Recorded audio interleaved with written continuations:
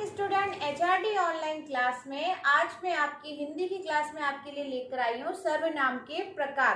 पहले की क्लास में हमने संज्ञा के बारे में पढ़ा था, फिर संज्ञा के भेद के बारे में पढ़ा था और उसके बाद में हमने पढ़ा था सर्वनाम।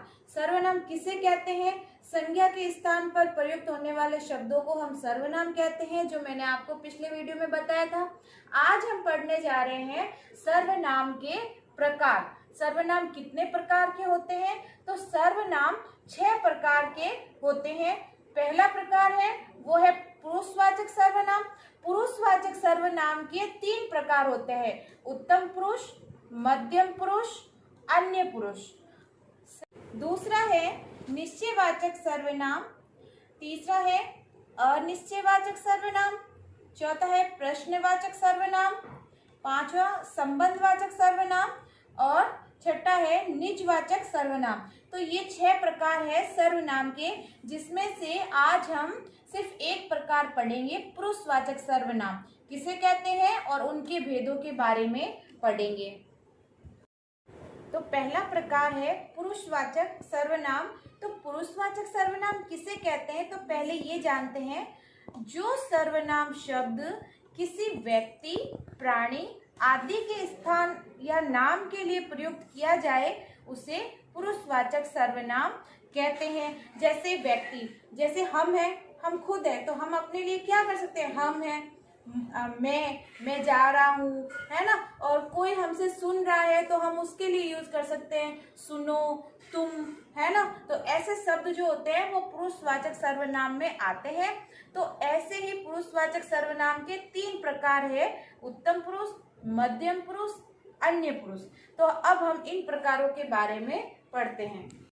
उत्तम पुरुष, उत्तम पुरुष किसे कहते हैं? तो देखिए, वक्ता व्यक्ति अपने नाम के स्थान पर जिस सर्वनाम का प्रयोग करता है उसे उत्तम पुरुष कहते हैं। वक्ता व्यक्ति, जिसमें कौन आएगा? प्रथम उत्तम पुरुष। जैसे कि हम, जैसे आप हैं, तो आप जो स्वयं बात करेंगे, खुद जो बोलते हैं, जो हम अपने लिए जो शब्द का प्रयोग करते हैं वो सर्वनाम में आएंगे। जैसे हम अपने लिए कौन से शब्द का प्रयोग कर सकते हैं अपने नाम के स्थान पर?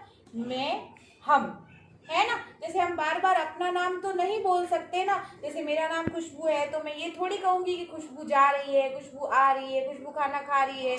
तो हम क्या कहेंगे कि मैं जा रही हूँ, हम जा रहे हैं। तो हम अपने हम उत्तम पुरुष में आएंगे। उसके बाद में मध्यम पुरुष, जो सर्वनाम श्रोता, श्रोता का मतलब क्या होता है? सुनने वाला, जो हमारी बात सुनता है, हम बोलने वाले। और दूसरा मध्यम पुरुष क्या है? सुनने वाला। जो सर्वनाम श्रोता के लिए प्रयुक्त किए जाते हैं उसे मध्यम पुरुष कहते हैं। हम सामने वाले के लिए, जो हमारी बात सुन रहा है, उसके लिए जो शब्दों का प्रयोग करते हैं, जिस शब्द का प्रयोग करते हैं वो सर्वनाम कहलाते हैं। वो शब्द है तुम, आप, आपको। मैं आपको कोई बात बोल रही हूँ तो मैं आपको, तो मैं कौन से शब्द का प्रयोग कर रही हूँ? आपको। तो वो आप किस में आएंगे? मध्यम पुरुष में। और मैं किस में आऊंगी? उत्तम पुरुष में। अगर आप मुझसे कोई बात कहेंगे तो आप किस में आएंगे? उत्तम पुरुष में। और मैं सुन रही हूँ तो किस में आऊंगी? आप मेरे लिए किस शब्द का प्रयोग करेंगे? आप। तो मैं आ जाऊंगी मध्यम पुरुष में। तीसरा है अन्य पुरुष। जिस सर्वनाम शब्दों का प्रयोग बोलने और सुनने वाले व्यक्ति के अतिरिक्त किसी अन्य व्यक्ति के लिए किया जाए उन्हें अन्य पुरुष कहते हैं। जैसे जिस सर्वनाम, जैसे हम आपस में बात कर रहे हैं, लेकिन बात किसकी कर रहे हैं? किसी और की कर रहे हैं। आप, मैं किस में आऊंगी? प्रथम पुरुष में, क्योंकि मैं आपको बोल रही हूँ। आप सुन रहे हैं, आपके लिए मैं आपका शब्द यूज कर रही हूँ, वो आएगा मध्यम पुरुष में। और अन्य पुरुष में जब हम किसी और की बात कर रहे हैं, जैसे मैंने आपसे पूछा, जैसे किसी लड़की का नाम सीमा है, तो आपको मैंने कोई चीज दी और कहा कि ये चीज उसकी है, तो मैंने आपसे कहा उसकी है या उनकी है या उसका है। तो वो जिस तीसरे के बारे में हम बात कर रहे हैं और उस तीसरे के शब्द, जैसे सीमा नाम है, उस सीमा की जगह हमने उसका या उसकी और वे, उसे, तो उन शब्दों का प्रयोग हमने किसके लिए किया है? तीसरे व्यक्ति के लिए किया है। तो वो व्यक्ति किस में आएगा? अन्य पुरुष में आएगा।